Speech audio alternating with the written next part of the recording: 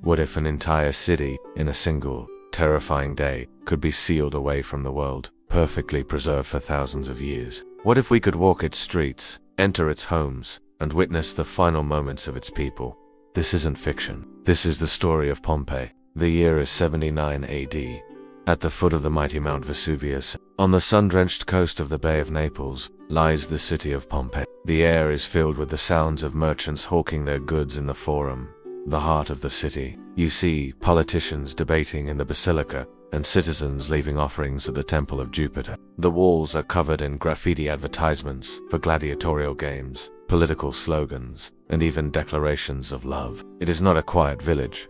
It is a bustling, prosperous Roman town of nearly 20,000 people. A massive earthquake had shaken the region 17 years earlier, in AD 62, causing widespread destruction. In the days leading up to the eruption, smaller tremors were frequent.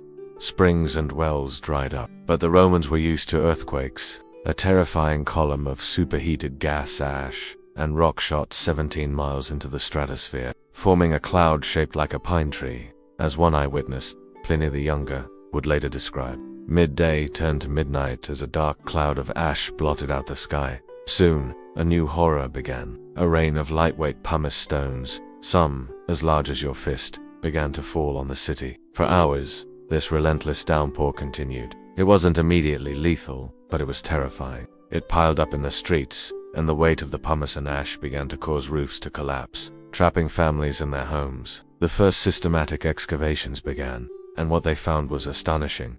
A Roman city, almost perfectly preserved. Streets, homes, shops, and temples, all frozen in time, exactly as they were on that fateful day. Once it hardened, they would excavate the ash around it, revealing a perfect Castahonding three-dimensional sculpture of a person in their final moments. Panic set in. Some tried to flee towards the sea. Others huddled in their cellars, praying for the nightmare to end. He noticed that the skeletons of the victims were often found inside strange, hollow cavities in the hardened ash. He realized these voids were left by the decayed bodies of the people who had died there. They rebuilt. They moved on. We see not just skeletons, but the human forms themselves. It offers us the most complete picture we have of life in the Roman Empire. A city that had to die so that its story could live forever, reminding us of the awesome power of nature and the fragile, fleeting nature of human life. A family huddled together, a man shielded in his face, a dog chained up, writhing in its final moments. They are not just artifacts. They are the ghosts of Pompeii, telling the human story of a city's last day. It sent a series of pyroclastic surges down the mountain's superheated clouds of toxic gas and ash, moving at over 100 miles per hour, with temperatures exceeding 500 degrees Celsius. This was the true killer. It was not a slow-moving lava flow. It was an unstoppable, instantaneous wave of death. Anyone left in Pompeii, anyone who had not managed to escape, was killed in an instant. The surge incinerated everything in its path, burying the city and its people under meters of hardened ash. And then, silence, a place of commerce, politics, and pleasure. It was buried so deeply and so quickly that its name and location were eventually forgotten. For nearly 1700 years, the city lay dormant, a silent tomb sealed beneath the earth. Imagine walking its streets on an ordinary summer's day. You smell the scent of fresh bread from the city's many bakeries, some of which, we would later discover, had loaves still waiting in their ovens. Friends meet at the public baths to socialize and relax. In the massive amphitheater, the city gathers to watch gladiators fight. For the people of Pompeii, this is paradise, and overlooking it all is the mountain, Vesuvius.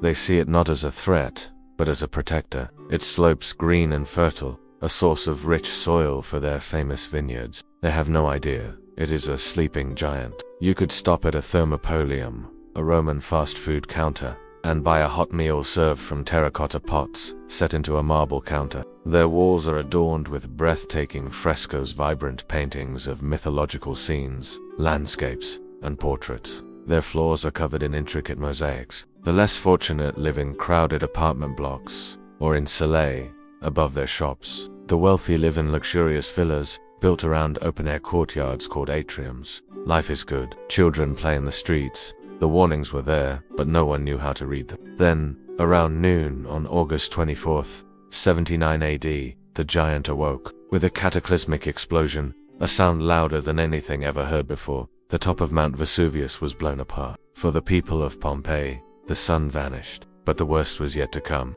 In the early hours of the next morning, the massive column of ash and gas, too heavy to support itself, collapsed. Pompeii vanished. Its rediscovery was an accident. In the 18th century, workers digging a canal struck the top of a wall. But the most haunting discovery came in the 1860s, thanks to an archaeologist named Giuseppe Fiorelli developed a brilliant and revolutionary technique. He had his team drill small holes into these cavities and carefully pour in liquid plaster. These plaster casts are what make Pompeii so unique and so powerful. Today, Pompeii is one of the world's most precious archaeological sites. It is a tragedy, but also an unparalleled gift to history.